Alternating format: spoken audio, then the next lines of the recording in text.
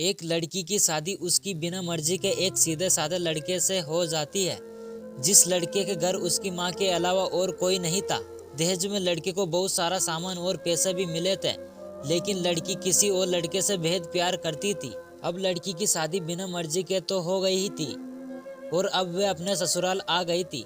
तभी सुहागरात के वक्त लड़का दूध लेकर कमरे में आता है और उस लड़की यानी अपनी पत्नी के पास बैठ जाता है। तभी उसकी पत्नी गुस्से से अपने पति से कहती, क्या तुम मुझे अकेले छोड़ सकते हो? उसकी ये बात सुनकर उसका पति बहुत दुखी होता है, लेकिन फिर भी वह खुशी खुशी से कहता है, नहीं तुम आराम करो, मैं तो सिर्फ तुम्हारे लिए दूध लेकर आया था। ये कहकर वह कमरे से बाहर चला जाता है।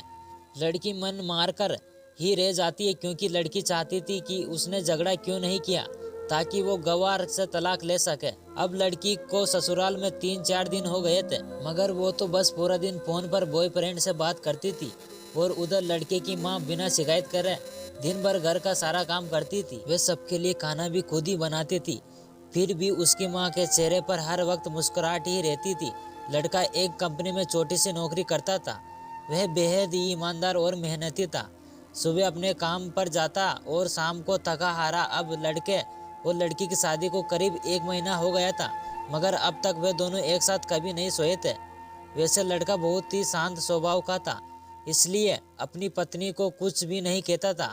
फिर भी वह अपनी पत्नी को खुद ही खाना डाल कर देता था, मगर उसकी पत्नी उसके साथ बैठकर खाना कभी नहीं खाती थी। वह अपना खाना अपने कमरे में अलग बैठकर खाती थी। लड़की को दहेज में एक स्कूटी भी मिली थी।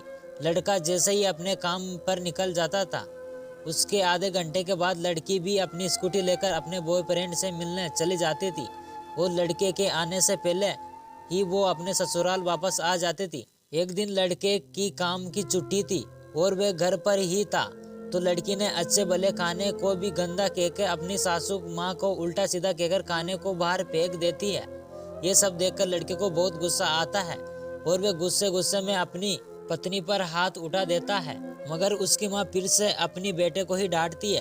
इधर लड़की को झगड़े का एक बहाना ही चाहिए था, जो कि उसे मिल गया।